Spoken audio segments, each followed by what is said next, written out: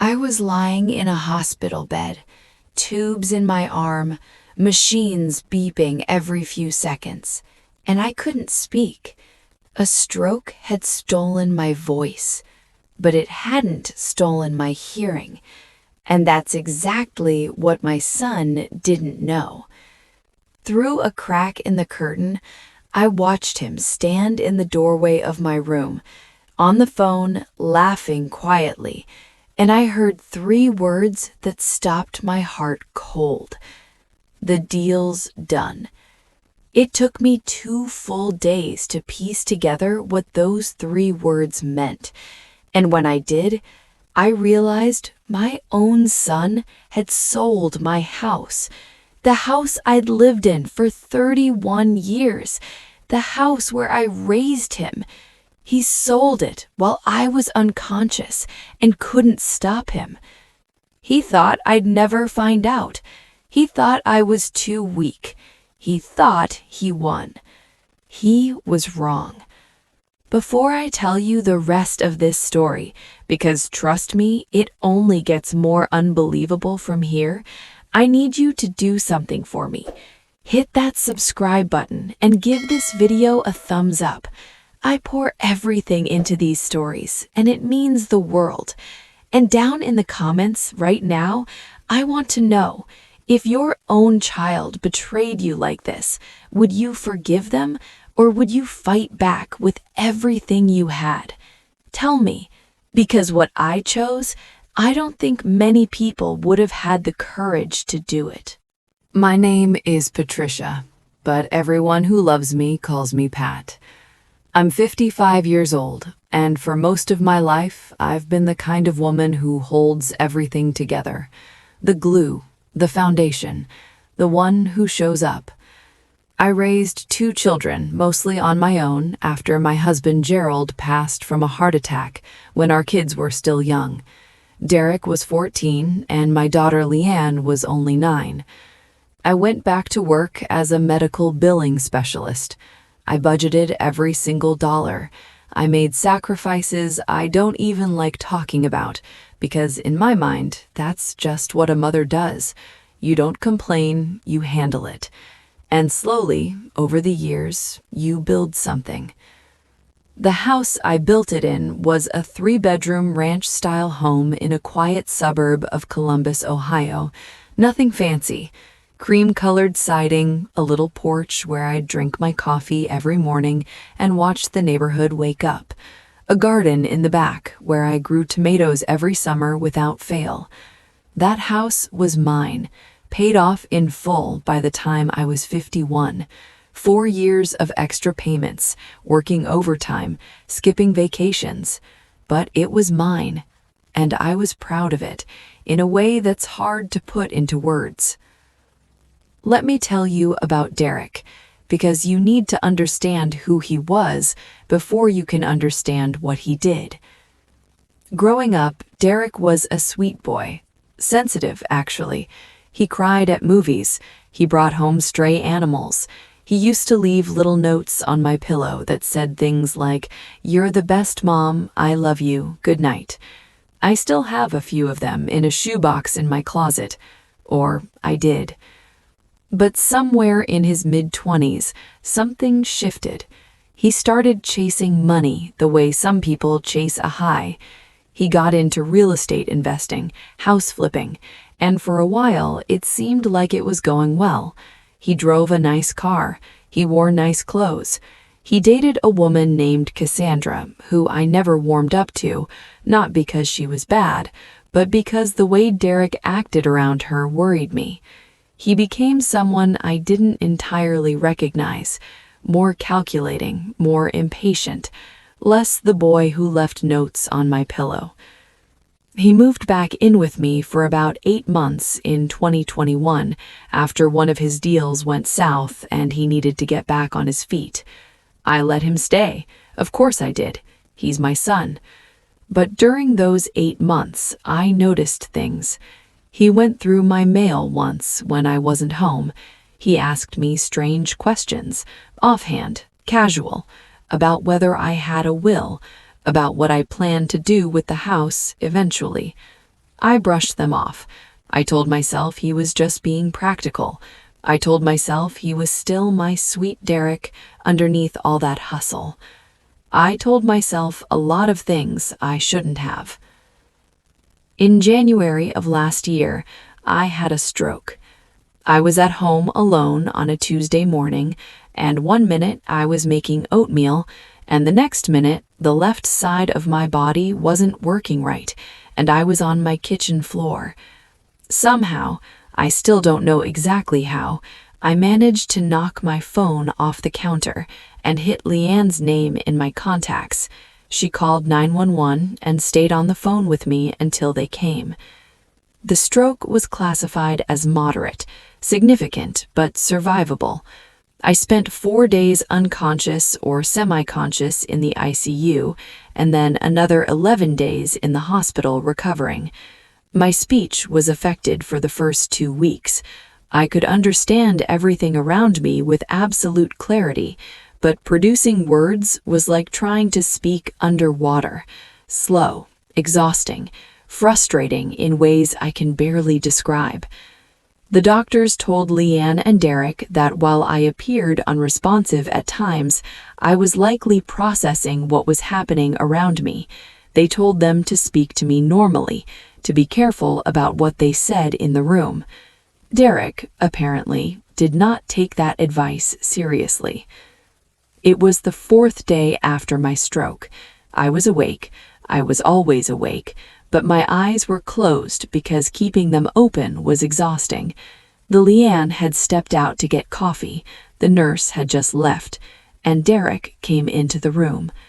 He stood by the window, and he was on his phone.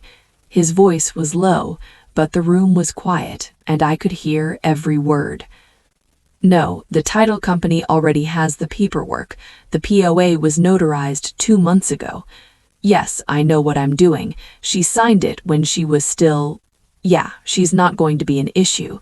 I'm telling you, the deal closes Friday. POA, power of attorney. My mind started racing. I had signed a power of attorney document. Derrick had brought it to me the previous fall, told me it was just something everyone should have, something to protect me. He sat with me at the kitchen table and explained it in simple terms and told me it only activated if I was mentally incapacitated. He had a notary come to the house and everything. I signed it. I trusted him. What I didn't know, what I couldn't have imagined, was that the document he brought me wasn't the standard limited POA he'd described. It was a broad, durable financial power of attorney that gave him the legal authority to sell real property on my behalf. He had gotten that document notarized, and he had used it to list and sell my house while I was lying in a hospital bed, unable to stop him. The deal closed that Friday, a cash sale. The buyers were getting possession in 30 days. And my son pocketed the money. I can't fully describe what those next several days felt like. Lying there, not being able to speak clearly, knowing what I knew, watching Derrick come into my room and squeeze my hand and say, "We're going to get you better, Mom." The rage, the grief, the absolute shattering disbelief. There's a particular kind of pain that comes from being betrayed by someone you made sacrifices for, someone you chose, someone's childhood you structured your entire life around. It's not just sadness, it's a rewriting. You start going back through every memory and you look at it differently. All those little moments, the questions about the will, going through my mail, moving back in, suddenly they're arranged into a pattern you should have seen. You feel stupid. You feel foolish. You feel like the mother you thought you were never quite existed. I cried alone in that hospital room more nights than I can count, silently, because crying out loud still took more energy than I had.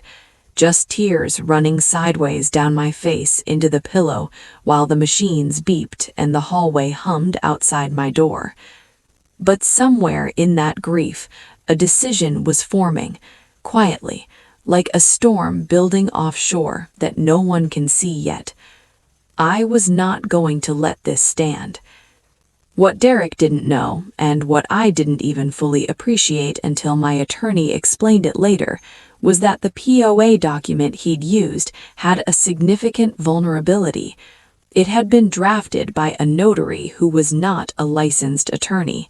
The language was ambiguous in several key places, and critically, it had never been reviewed or authorized by anyone with a formal estate planning background.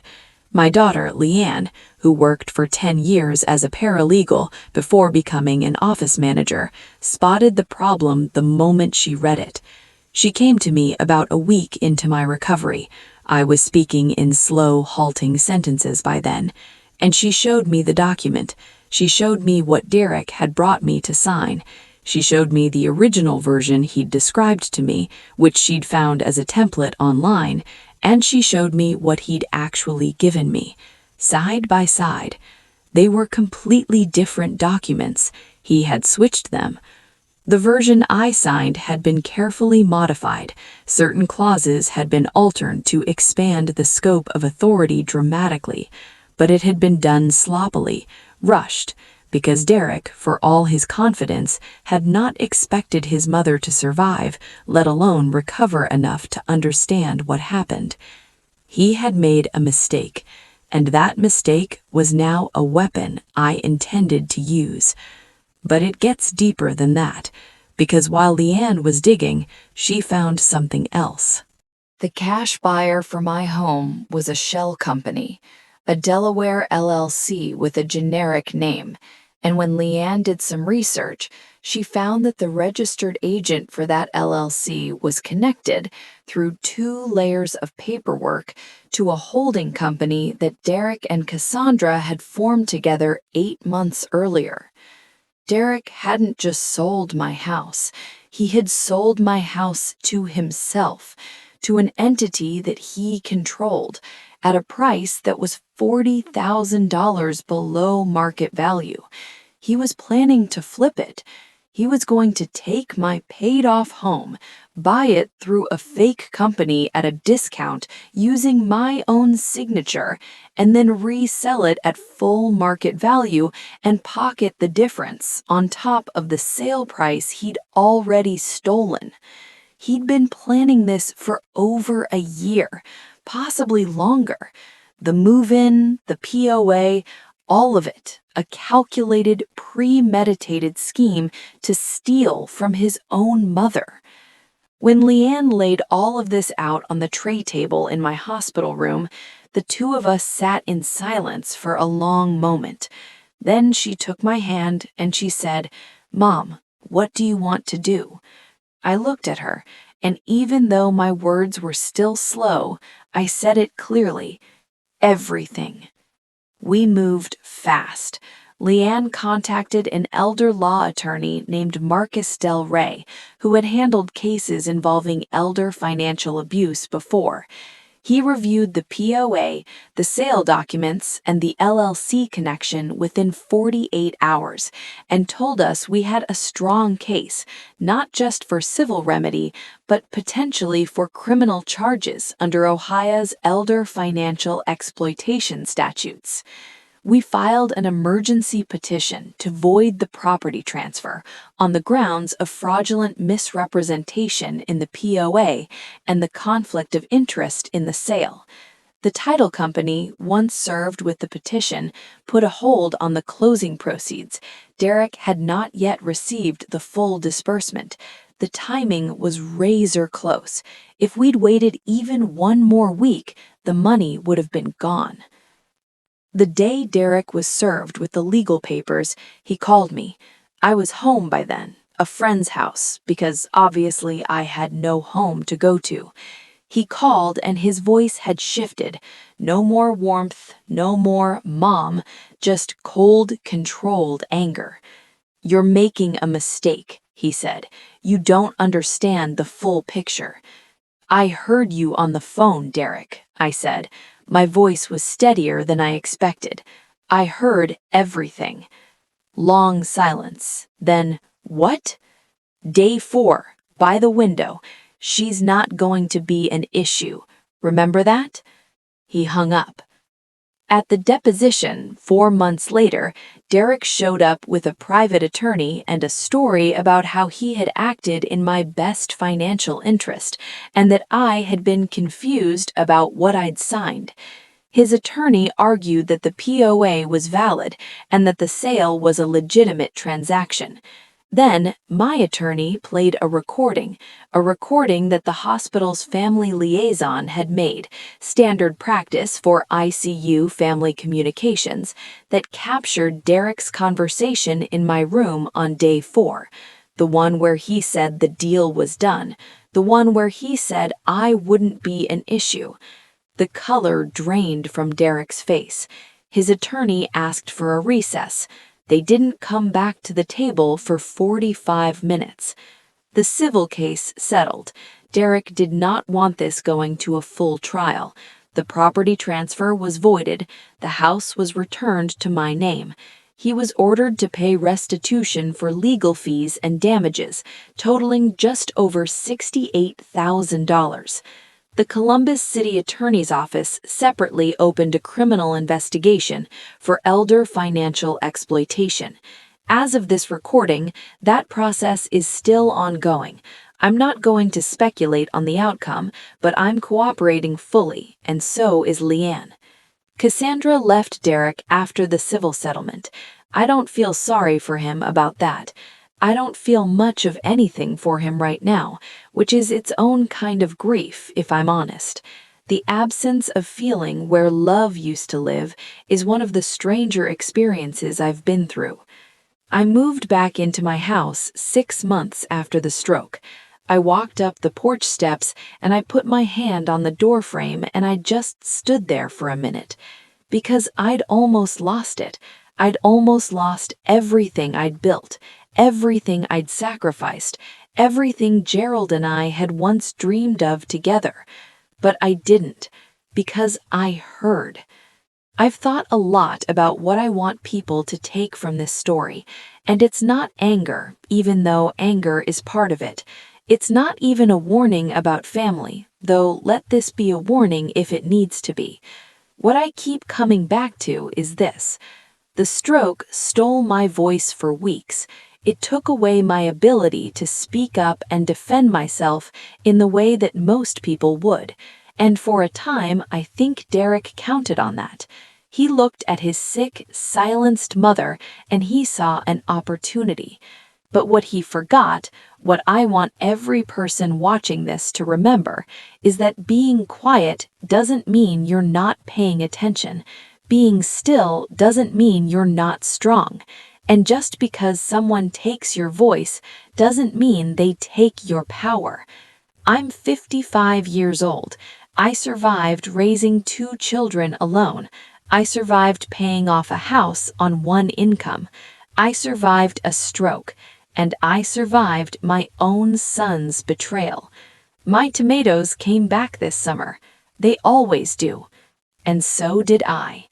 Thank you for listening to my story.